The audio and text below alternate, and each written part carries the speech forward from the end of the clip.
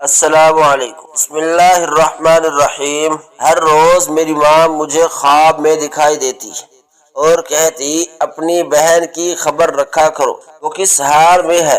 حالانکہ میری بہن بہت خوش باش آسودہ زندگی گزار رہی تھی۔ جب میں نے کسی مستحق کو کچھ پیسے دینے چاہے تو پھر امی خواب میں آئی اور کہا تمہاری بہن سے زیادہ مستحق کوئی نہیں۔ میں ڈر گیا، بھاگتا ہوا بہن کے گھر گیا۔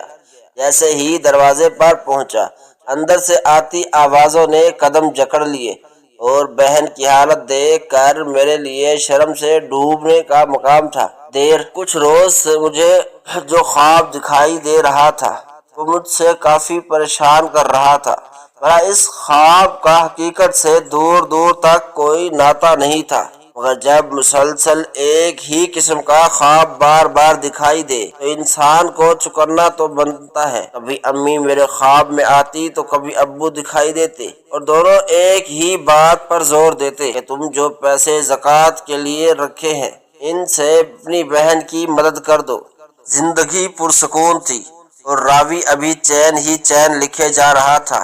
ہر سال کی طرح اس سال بھی میں اپنے مال میں سے زکوٰۃ نکالنا چاہتا تھا، اس لیے میں کوئی مستحق انسان ڈھونڈ رہا تھا، لیکن جہاں بھی جاتا ہر جگہ مجھے بغاوت کی ہوا آتی۔ یوں لگتا جیسے یہ انسان جھوٹ بول رہا ہے، اور ہوتا بھی ویسے۔ ہر کوئی اپنے آپ کو غریب دکھاتا تھا، لیکن حقیقت معنوں میں زکوٰۃ کے مستحق کو ڈھونڈنا چاہتا تھا۔ کوئی ایسا مستحق جس پر زکوٰۃ واجب ہو، جو منہ سے تو نہ مانگے لیکن اس کے حالات ہمیں دکھنے پر مجبور کر دیں، لیکن ایسا کوئی بھی انسان مجھے نہیں مل رہا تھا۔ کافی دن گزر گئے اور میری سوچ ایسی ایک زاویے پر اٹکی ہوئی تھی کہ کوئی ایسا مستحق جو نہ تو زبان سے اقرار کرے میں اس چیز کا مستحق ہوں اور نہ ہی کسی کے سامنے ہاتھ پھیلائے، بلکہ اپنے آپ کو اس طرح سے پیش کرے کہ وہ زکوٰۃ کا مستحق ہی نہیں ہے۔ اس کے پاس بہت کچھ ہے لیکن ابھی ایسا کوئی نہیں ملا تھا۔ ایک روز یہی سوچتے سوچتے سو گیا۔ جب آنکھ لگی تو خواب میں دیکھا میری ماں ایک تختے پر بیٹھی ہوئی تھی۔ ان کے چہرے سے کافی دکھ جھلک رہا تھا۔ میں اپنی امی کے پاس گیا اور ان کے گھٹنے دبانے لگا اور کہنے لگا امی کیا بات ہے، آپ کچھ پریشان دکھ رہی ہیں۔ امی نے سفید کپڑے پہنے ہوئے تھے، ان میں ان کی رنگت بھی سفید لگ رہی تھی۔ امی کہنے لگی تو کیا کر رہا ہے آج کل؟ کیا تو زکوٰۃ کے لیے کوئی مستحق ڈھونڈ رہا ہے؟ امی کی بات پر مجھے حیرت ہوئی۔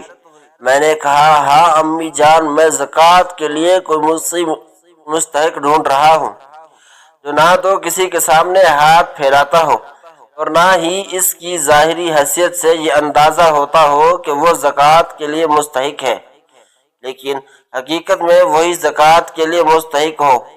میں اسے کوئی اپنے ہاتھوں سے زکوٰۃ دوں گا۔ کچھ دیر خاموش رہنے کے بعد امی بولی تو پھر تم اپنی بہن کو کیوں نہیں دے دیتے؟ تم جانتے ہو تمہاری بہن کتنی مشکلوں میں ہے، تمہیں اپنی بہن کا کچھ اندازہ بھی ہے۔ امی کی اس بات پر مجھے حیرت ہوئی۔ میں نے کہا امی جان، ابھی وہ کل میرے پاس آئی تھی، اس نے اتنے اچھے اور مہنگے کپڑے پہنے ہوئے تھے۔ میں نے اسے کھانے کا پوچھا، وہ کہنے لگی کہ بھائی میں گھر سے کھا کر آئی ہوں۔ تو پھر آپ ایسے کیسے کہہ سکتی ہیں کہ وہ زکوٰۃ کی مستحق ہے اور اس کے حالات خراب چل رہے ہیں؟ اگر ایسا کچھ ہوتا تو وہ مجھے کیوں نہ بتاتی؟ لیکن امی نے کہا یہی تو بات ہے کہ تیری بہن منہ سے کچھ نہیں کہتی، لیکن تو خود ہی اس کا خیال کر، اس کے گھر جا کر اس کا حال دیکھ لے۔ امی نے ابھی یہی کہا تھا، میں ابھی ان سے پوچھنے ہی والا تھا کہ آخر آپ ایسی بات کیوں کر رہی ہیں، لیکن اسی وقت میری آنکھ کھل گئی۔ میرا دل دھک دھک کرنے لگا۔ کیا واقعی میں ایسا تھا؟ میری بہن زکوٰۃ کے مستحق تھی؟ کیا واقعی میں اس کے گھر میں فاقوں کی نوبت آ چکی تھی؟ لیکن اس نے مجھے کبھی کچھ نہیں بتایا، کیوں؟ میں حیرت سے ادھر ادھر دیکھ رہا تھا۔ جب میری بیوی اندر داخل ہوئی اور کہنے لگی آپ اتنے اداس کیوں لگ رہے ہیں؟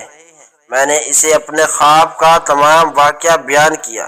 وہ کہنے لگی یقیناً اس میں کچھ نہ کچھ حکمت ضرور ہی ہے، آپ جا کر زاریہ کے گھر اس کی حالت دیکھنے ہوگی، کہیں ایسا نہ ہو آپ کسی اور کو دے دیں اور آپ کی بہن مستحق ہوتے ہوئے بھی محروم رہ جائے۔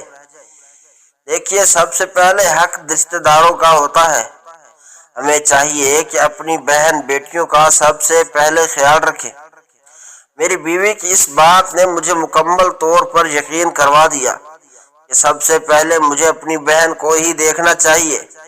اس لیے بنا بتائے گھر سے نکلا اور اس کے گھر جا پہنچا۔ ابھی میں اس کے دروازے پر پہنچا ہی تھا کہ ابھی دستک دینے لگا تھا۔ میرے کانوں میں میرے بھانجی کی آواز ٹکرائی اور اس سے آگے جو کچھ میں نے سنا، اس نے میرے پیروں کے تلے سے زمین کھینچ لی تھی۔ میری آنکھوں کے سامنے اندھیرا چھانے لگا تھا اور آنکھوں میں نمی اترنے لگی تھی۔ مجھے یقین ہی نہ آیا میری بہن اتنی مشکلوں میں دن گزار رہی ہے۔ ماں باپ کے چلے جانے کے بعد اپنی بہن کا واحد سہارا میں ہی تھا۔ امی مجھے اس کے لیے ہدایت کر گئی تھی کہ میں اس کا خیال رکھوں، اسے کسی قسم کی تکلیف نہ ہونے دوں۔ خدا کا کرنا یوں ہوا کہ میری شادی کے بعد میری دلہن بن کر آنے والی جو لڑکی تھی وہ اتنی اچھی تھی کہ اس نے میرے تمام گھر والوں کو اپنا بنا لیا تھا۔ وہ سب کے ساتھ ایسے گھل مل کر رہنے لگی تھی جیسے وہ سب کو اس کی اپنے ہی خون کے رشتہ دار ہوں۔ وہ ایک تھی، عبادت گزار تھی اور اپنے ساتھ ساتھ مجھے بھی عبادت کی تلقین کرتی تھی۔ اسی کی وجہ سے ہی تو میں نے عبادت کرنا سیکھی تھی، ورنہ میں دنیا کے جمیلوں میں اسی طریقے سے پھنس کر رہ گیا تھا۔ اللہ کے لیے وقت نکالنا مجھے بہت مشکل لگتا تھا۔ یوں ہی دن گزر رہے تھے۔ ایک روز جب میں گھر پر نہیں تھا تو پیچھے سے کچھ لوگ زاریہ کو دیکھنے کے لیے آئے تھے، لیکن میری بیوی نے انہیں کہا کہ میرے شوہر واپس آ جائیں، میں ان سے بات کر کے آپ کو جواب دوں گی۔ جب میں گھر واپس آیا تو میری بیوی کہنے لگی بلال، آج زاویہ کے لیے ایک رشتہ آیا، لڑکا پڑھا لکھا ہے، اچھا کماتا ہے، کھاتا پیتا ہے، کچھ ہی عرصے میں وہ دبئی جانے والا ہے۔ اس کے ماموں دبئی میں جاب کرتے ہیں اور بہت جلد اس کے پاس بھی جاب لگنے والی ہے۔ آج وہ لوگ زاریہ کا دیکھنے آئے۔ زاریہ انہیں پسند آ گئی ہے، لیکن میں نے انہیں کوئی جواب نہیں دیا۔ میں نے کہا اگر بلال آ جائیں گے تو ان کی مرضی ہوئی تو میں آپ کو کال کر لوں گی۔ اس کی بات سنتے ہوئے میں نے کہا کچھ لڑکے کے بارے میں چھان بین کروائی جائے، اور پھر لڑکے کے بارے میں جہاں جہاں سے بھی پتہ کروایا، ہر ایک جگہ سے اس کے بارے میں تعریف ہی سننے کو ملی۔ یہی وجہ تھی کہ میں نے سائمہ کو کہا تم ان لوگوں کو ایک بار پھر سے گھر بلا لو، اور ایسا کرنا ان کے لیے رات کی دعوت رکھ لینا۔ میں بھی جلدی سے واپس آ جاؤں گا اور خود بھی لڑکے کو دیکھ لوں گا اور پھر ان کو منگنی کی تاریخ دے دیں گے۔ چنانچہ ایسا ہی ہوا، اور دوسرے ہی روز وہ لوگ ہمارے گھر میں دعوت پر موجود تھے۔ لڑکے کو دیکھ کر مجھے اندازہ ہو گیا تھا کہ وہ ایک اچھا اور ایماندار شخص ہے، پڑھا لکھا بھی تھا، کچھ ہی عرصے میں دبئی جانے والا تھا۔ ہماری بہن کی زندگی سنور جائے گی۔ میں نے اپنے طور پر اس کے لیے سب سے بہترین رشتہ ڈھونڈا تھا، اور پھر اس کی مرضی جاننے کے بعد میں نے ان لوگوں کو منگنی کی تاریخ دے دی تھی۔ تیسرے دن ہی ان لوگوں کو منگنی کی تاریخ دے دی۔ تیسرے دن ہی دونوں کی منگنی ہو گئی، اور پھر اگلے مہینے کی کوئی تاریخ وہ شادی کے لیے رکھنا چاہتے تھے، لیکن میں نے ان سے کہا اتنی جلدی شادی میں اپنی بہن کی نہیں کر سکتا، مجھے اپنی بہن کو جہیز دینا ہوگا۔ آخر کوئی 100 بکھیڑے شادیوں کے ہوتے ہیں، مجھے شادی کی تیاریوں میں بھی ابھی اتنے 3 مہینوں کا وقت لازمی لگے گا۔ لیکن وہ لوگ سب کچھ اتنا جلدی چاہتے تھے جیسے ان لوگوں کا گزارا ہی نہ ہو۔ آخر کار ان لوگوں کے دباؤ میں آ کر میں نے ان لوگوں کو اگلے ہی مہینے کی کوئی تاریخ دے دی۔ اور پھر جلدی سے جلدی اس کی شادی کی تیاریوں میں لگ گیا تھا۔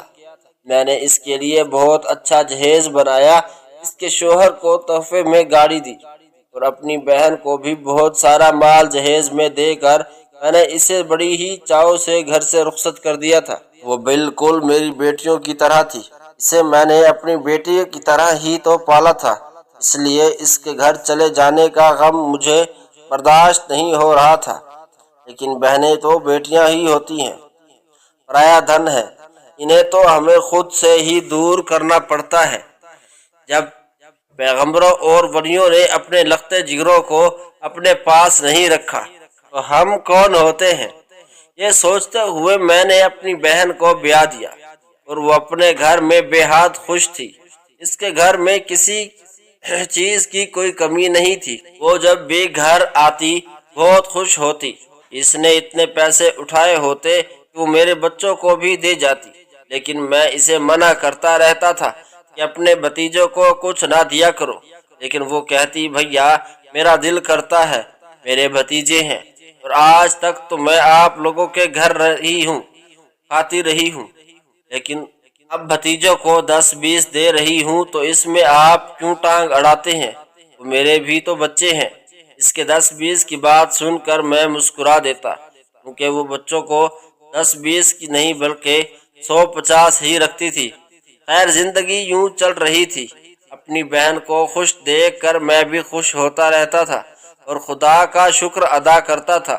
میں نے اپنا فرض وقت پر ہی پورا کر لیا، اور نہ صرف پورا ہی کیا بلکہ پوری ایمانداری کے ساتھ اسے ایک اچھے گھر میں بیاہا ہے۔ جس طرح میری ماں کی خواہش تھی بالکل ویسے ہی زندگی گزرنے لگی۔ وقت پلٹا کھانے لگا، میرے کپڑوں کی دکان میں مزید برکت ہونے لگی۔ میں ہر سال اپنے کاروبار سے زکوٰۃ کے پیسے نکالتا اور خود ہی کسی مستحق کو ڈھونڈ کر اپنے ہاتھوں سے اسے دیتا، اور اپنے کپڑوں کی دکانوں میں سے کپڑے بھی زکوٰۃ کے طور پر نکالتا، غریبوں اور یتیموں اور مسکینوں کو بانٹ دیتا تھا۔ ابھی یہی دور چل رہا تھا، لیکن اس بار میرے کام میں کچھ زیادہ ہی برکت ہوئی اور میں نے زکوٰۃ کے لیے بھی کچھ زیادہ ہی پیسے نکالے تھے۔ یہی وجہ تھی کہ میں اب ڈھونڈ رہا تھا کسی ایسے شخص کو جو حقدار بھی ہو اور منہ سے اقرار بھی نہ کرے، وہ کسی پر ظاہر نہ کرنا چاہتا ہو کیونکہ اسے شرم آتی ہو، وہ اپنے ہاتھ سے کمانے کو فوقیت دیتا ہو، لیکن مجھے کوئی بھی نہیں مل رہا تھا۔ آخر کار ایک رات تھک ہار کر سو گیا۔ جب خواب میں اپنی ماں کو دیکھا، اس نے مجھے اپنی بہن کے بارے میں کہا۔ میں اٹھا تو اپنی بیوی سے مشورہ کرنے لگا۔ جب میں نے اپنی بہن کے گھر پہنچا اور ابھی دروازے پر ہی دستک دینے لگا تھا کہ اندر سے میری بھانجی کی آواز میرے کانوں سے ٹکرائی۔ اس آواز نے میرے پیروں کو وہیں پر روک لیا، کیونکہ آگے کی جو باتیں میں نے سنی وہ میرے پیروں تلے سے زمین نکالنے کے لیے کافی۔ میری بھانجی اپنی ماں سے کہا، امی جان آج بھی ہم دال ہی کھائیں گے۔ زاریہ بولی، بیٹا جو کچھ اللہ نے دیا ہے اسی پر ہی صبر کر کے خوش ہو جایا کرو، اللہ صبر کرنے والوں کے ساتھ ہے۔ دیکھنا ایک دن ہمارے دن بھی پھر جائیں گے، تمہارے بابا واپس آ جائیں گے، سب کچھ پہلے جیسا ہو جائے گا۔ لیکن میری بھانجی روتے ہوئے کہنے لگی، امی 1 سال ہو گیا ہے، بابا نے ہماری طرف مڑ کر نہیں دیکھا، پھر آپ کیسے کہہ سکتی ہیں کہ بابا آ جائیں گے؟ آپ ماموں سے بات کریں نا، رشتہ داروں پر تو سب سے پہلے حق ہوتا ہے، اور ماموں کے پاس اللہ کا دیا اتنا سب کچھ ہے۔ ماموں سے ایک بار تو کہے کہ ہم نے سال میں 1 بار بھی گوشت نہیں کھایا، پچھلے سال بھی ہم نے دال پر ہی عید کی تھی، اور آج اس بار بھی ہماری عید بس دال پر گزری، ہمارے گھر سوئیاں تک نہیں بنی۔ اس کی بات سن کر بہن کچھ دیر خاموش رہی، پھر کہنے لگی، بیٹا ماموں کو تنگ نہیں کرتے، ان کے اپنے 100 اخراجات ہیں، میں نہیں چاہتی کہ وہ ہماری وجہ سے پریشان ہوں، اور ایک نہ ایک دن ایسا ضرور ہوگا کہ تمہارے بابا واپس آئیں گے اور پھر سب کچھ پہلے جیسا ٹھیک ہو جائے گا۔ اب کی بار میری بہن کی آواز میں کچھ نمی تھی، یوں لگ رہا تھا جیسے وہ روئی ہو۔ میری آنکھوں میں آنسو آ گئے، میری آنکھوں کے سامنے اندھیرا بھی چھانے لگا تھا۔ میں خود کو کوسنے لگا کہ میں کتنا بد نصیب بھائی ہوں، اس کی بہن اس کے لیے اتنا سوچ رہی ہے۔ میں نے اپنی بہن کے لیے ذرا بھی نہ سوچا۔ 1 سال سے اس کے شوہر گھر پر نہیں تھا، وہ دبئی گیا تھا، واپس ہی نہ آئے، اور اب میں یہی سوچ رہا تھا کہ وہ وہیں سے اس کے لیے پیسے بھیجتا ہوگا، لیکن یہاں ان کے حالات کیسے خراب ہو چکے تھے۔ میں نے دروازے میں سے تھوڑا سا جھانک کر دیکھا تو ان کے گھر کی حالت بھی کچھ ٹھیک نہیں رہی۔ یہ سب کچھ دیکھ کر میں اپنی آنکھوں میں گر گیا، یوں لگا جیسے میں بد نصیب بھائی ہوں، اپنی بہن کا خیال ہی نہیں رکھ سکتا۔ مجھے لوگوں کا خیال رہتا ہے، میں غریب لوگوں کی مدد کرتا ہوں، لیکن اپنی بہن کا تو خیال ہی نہیں تھا۔ اپنی بہن کا گھر بھی ٹوٹا پھوٹا تھا، کبھی میں نے اس کے گھر کا رخ بھی نہ کیا تھا، بس وہی آ جاتی تھی۔ میں تو کبھی اس کا حال چال پوچھنے کے لیے اس کے گھر کا رخ نہ کیا۔ خود سے شرمندہ ہوتے ہوئے میں ایک بار پھر سے واپس مڑا اور اپنی بائک سٹارٹ کرتے ہوئے میں اپنے گھر پہنچا۔ گھر میری بیوی میری منتظر تھی، مجھے دیکھتے ہی کہنے لگی، کیا ہوا بلال، سب ٹھیک تو ہے؟ زاریہ کا کیا حال تھا؟ آپ اس کے پاس گئے تھے؟ لیکن اب کی بار جب میری بیوی نے مجھ سے پوچھا تو میری آنکھوں میں آنسوؤں کی مزید روانی ہو گئی۔ میں دھڑا سے ایک کرسی پر بیٹھا جو صحن میں ہی بچھی تھی۔ میری بیوی جلدی سے بھاگ کر میری طرف آئی اور کہنے لگی، بلال سب کچھ ٹھیک تو ہے نا؟ لیکن میں اپنا منہ اپنے ہاتھوں میں چھپا کر رونے لگا۔ میری بیوی مزید پریشان ہو گئی اور کہنے لگی، بلال میرا دل بیٹھا جا رہا ہے، سب کچھ ٹھیک تو ہے نا؟ آپ کچھ بتاتے کیوں نہیں؟ اس کے بعد میں نے اس کا ہاتھ پکڑا اور کہا، سائمہ مجھ سے بہت بڑی غلطی ہو گئی، نہ جانے میں اتنی لاپرواہ کیسے برت گیا۔ تم جانتی ہو میری بہن کس حال سے گزر رہی ہے، اس کے گھر میں کھانے کے لیے کچھ موجود نہیں، عید کے لیے انہی بچوں کے پاس کوئی پیسے موجود نہیں کہ وہ انہیں کپڑے وغیرہ خرید کر دے سکے۔ میں کتنا بد نصیب بھائی ہوں، اس نے اپنی بہن کو اس کے رحم و کرم پر چھوڑ دیا اور واپس پلٹ کر اس کو دیکھا تک نہیں۔ میں ایسا کیسے ہو سکتا ہے سائمہ، میں ایسا بد نصیب بھائی ہوں، اپنی ماں کی چھوڑی ہوئی ایک اولاد کی بھی خدمت میں نہ کر پایا، اس کا ہی خیال نہ رکھ پایا۔ روز محشر میری ماں گریبان پکڑ کر جب مجھ سے زاریہ کے بارے میں پوچھے گی تو پھر میں ایسے کیا جواب دوں گا؟ مجھے خود سے شرمندگی محسوس ہو رہی ہے، میں تو خود اپنی نظروں میں گر چکا ہوں۔ روتے روتے جو میں نے اپنی بیوی سے کہا تو اس کی بھی آنکھیں نم ہو گئی، لیکن اس نے میرے کندھوں پر ہاتھ رکھا اور کہنے لگی، دیکھیے بلال، یہ وقت رونے کا نہیں، بلکہ اس وقت زاریہ کو ہماری ضرورت ہے، ہمیں اس کے پاس جانا چاہیے۔ لیکن میں اس سے کہنے لگا، تم جانتی ہو زاریہ کیا کہہ رہی تھی؟ اس کا شوہر 1 سال سے گھر پر موجود نہیں، ابھی جو عید گزری ہے اس عید پر بھی ان لوگوں نے دال پر ہی اکتفا کیا تھا، ان کے گھر میں سویاں نہیں بنی۔ اس کی بیٹی بول رہی تھی کہ امی کی اگلی عید پر بھی ایسا ہی ہوگا۔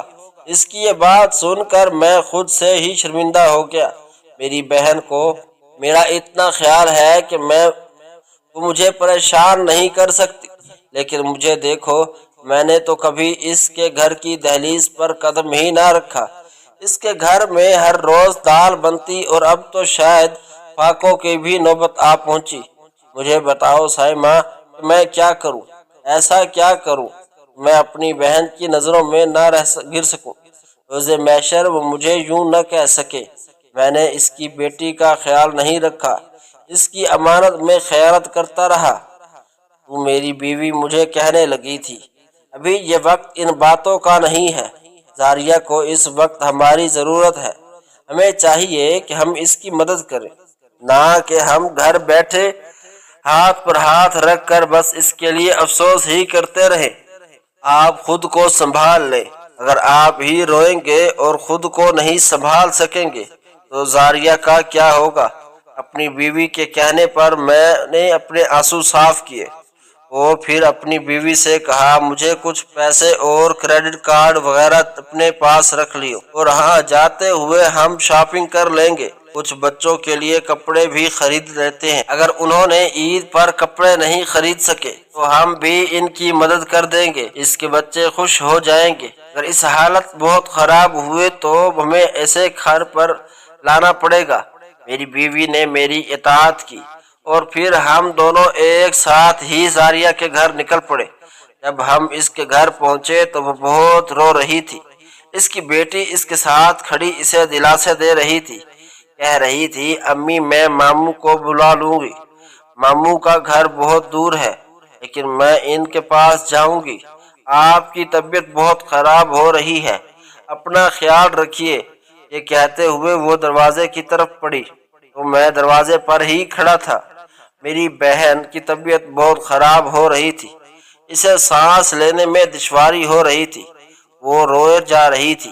میں نے جلدی سے اٹھایا اور مسائمہ سے ہسپتال لے آئے۔ ہسپتال لے جاتے ہوئے اس کی حالت بہت خراب ہو گئی تھی۔ میں نے ہسپتال لے جا کر اس کا علاج کروایا تو مجھے پتہ چلا کہ اسے سانس لینے میں اکثر دشواری رہتی ہے۔ اسے اب یہ نہیں بلکہ 6 مہینے پہلے سے ہے۔ جب تک وہ ہوش میں آئی تب تک میں نے اپنی بیوی سے کہا دیکھو اس نے مجھے اپنی حالت کے بارے میں بھی نہیں بتایا، آخر یہ اس طرح کیوں کر رہی تھی؟ میں تو اس کا بھائی تھا، اس کا خیال رکھتا تھا، اس کا حق تھا کہ یہ مجھے اپنی حالات کے بارے میں آگاہ کرتی، لیکن میری بیوی کے پاس بھی مجھے تسلی دینے کے لیے کوئی الفاظ موجود نہ تھے۔ خیر 2 گھنٹے بعد جب ہوش میں آئی تو میں بھاگا بھاگا اس کے پاس گیا۔ اس کی آنکھوں کے نیچے ہلکے ہو چکے تھے، اب وہ بھی بہت مشکل سے بول رہی تھی، آکسیجن ماسک ابھی بھی اس کے چہرے پر لگا ہوا تھا۔ میں نے اس کا ہاتھ پکڑا اور روتے ہوئے کہا زاریہ یہ تمہیں کیا ہو گیا ہے؟ تمہاری یہ حالت کیسے ہو گئی؟ تم جانتی ہو میں کس اذیت میں مبتلا ہوں، تمہیں اس حالت میں دیکھ کر تم نے مجھے بتایا کیوں نہیں کہ تمہاری یہ حالت ہو گئی ہے، اور تمہارا شوہر تمہیں یاد ہی نہیں کرتا، وہاں جا کر بھول چکا ہے۔ تو اس نے میرا ہاتھ پکڑا، اس کے ہاتھ ابھی بھی لرز رہے تھے۔ وہ آکسیجن ماسک کے اندر سے ہی آہستہ آہستہ بولنے لگی، کہنے لگی بھیا میں آپ کو پریشان نہیں کرنا چاہتی تھی، جب بھی آپ کے گھر آتی تھی آپ کے اتنے مسائل آپ ان میں مصروف ہوتے، میں نہیں چاہتی تھی کہ ان مسائل میں اپنا مسئلہ لے کر آپ کے پاس کھڑی ہو جاؤں، میں آپ کو خوش اور سکھی دیکھنا چاہتی تھی، یہی وجہ تھی کہ میں نے کبھی آپ کو اپنے بارے میں نہیں بتایا۔ یہ بات سن کر مجھے بہت غصہ آیا۔ میں نے اس سے کہا کیا میں اتنا برا ہو گیا تھا کہ تم مجھے اپنی حالت کے بارے میں بھی نہیں بتا سکتی؟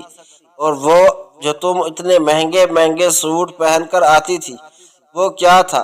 تم نے مجھے کیوں نہ بتایا کہ تمہارے گھر میں فاقے چل رہے ہیں؟ کبھی تم نے میرے گھر سے پانی کا گھونٹ تک نہیں پیا۔ وہ کہنے لگی بھیا حقیقت بات تو یہ ہے کہ 1 سال پہلے جب تنویر آئے تھے تو ہمارے حالات بہت اچھے تھے، سب کچھ بہت اچھے طریقے سے چل رہا تھا۔ ساس و ماں کی وفات کے بعد جب وہ دوبارہ واپس گئے تو انہوں نے واپس پلٹ کر ہی نہ دیکھا کہ میں کس حال میں ہوں، بچے کس حال میں ہیں، لیکن جب بھی میں آپ کے گھر آتی اپنے بارے میں کوئی بات کہنا چاہتی میری زبان ایک دم سے بند ہو جاتی، میرا دل ہی نہ چاہتا تھا کہ میں آپ کو اپنے بارے میں کچھ بتاؤں، میں آپ کو پریشان نہیں کرنا چاہتی تھی، آپ کی زندگی میں تھوڑے بکھیرے نہیں تھے، میں اپنا بکھیڑا بھی چھوڑ کر بیٹھ جاتی۔ میں نے اس کے سر پر ہاتھ پھیرا اور کہا میں صرف تمہارا بھائی ہی نہیں بلکہ تمہاری ماں اور تمہارے باپ بھی ہوں، تم جانتی ہو امی کے چلے جانے کے بعد میں نہیں تمہیں پالا پوسا بڑا کیا، تمہاری شادی کی، کیونکہ تمہیں بالکل اپنے بچوں کی طرح جانتا ہوں، پہلے تم ہو میری زندگی میں، اس کے بعد ہی کوئی مجھے اپنے بچوں سے اور تم ہی نے اپنی بات مجھ سے نہ چھپائی رکھی۔ مجھے تم سے یہ امید نہیں تھی۔ میں نے اپنی آنکھوں سے آنسو صاف کرتے ہوئے کہا تو اس نے اپنا دوسرا ہاتھ بھی میرے ہاتھ پر رکھ دیا اور مضبوطی سے تھام کر کہا، بھیا میں جانتی تھی ایک نہ ایک دن آپ میری حالت کے بارے میں ضرور علم ہوگا، آپ یقیناً میری مدد کرنے کے لیے آئیں گے، اسی لیے میں نے آپ کو نہیں بتایا۔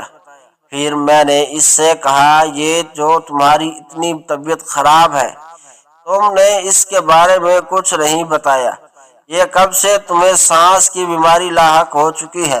وہ کہنے لگی، بھیا جب سے اتنی زیادہ فکریں اور اتنی زیادہ پریشانیاں میری راہ میں حائل ہوئی تب سے ہی میں بہت ساری پریشانیوں میں گر گئی۔ ان بیماریوں نے میرا رستہ دیکھ لیا۔ اپنے گھر کے ساتھ ہی ایک ہوٹل ہے، اس میں وہ برتن مانجنے کا کام کرتی ہوں۔ وہاں سے جو پیسے ملتے کچھ اپنی دوائیوں پر لگا دیتی اور کچھ گھر میں راشن ڈال دیتی۔ راشن بھی بس یہی ہوتا کہ دال روٹی ہی تھی، اس کے بعد اس سے زیادہ بنانے کی حیثیت میری نہیں تھی۔ اس کے بعد سن کر میری آنکھوں میں آنسو آ گئے۔ میں نے شرمندگی سے سر جھکا لیا اور پھر اس کی صحت یاب ہونے کے دعائیں کرنے لگا۔ کچھ روز بعد وہ صحت یاب ہو کر گھر آئی تو میں نے اسے اس کے گھر نہ لے جانے چاہا بلکہ اسے اس کے ساتھ اپنے بچوں سمیت اپنے گھر لے آیا اور اس سے کہا، خبردار اگر تم نے دوبارہ کوئی بات مجھ سے چھپانے کی کوشش کی اور ہم یہ بات تمہارے شوہر کی تو میں ضرور اس سے رابطہ کروں گا، اس سے ضرور خبر لوں گا کہ آخر اس نے وہاں جا کر تمہیں اکیلا کیسے چھوڑ دیا۔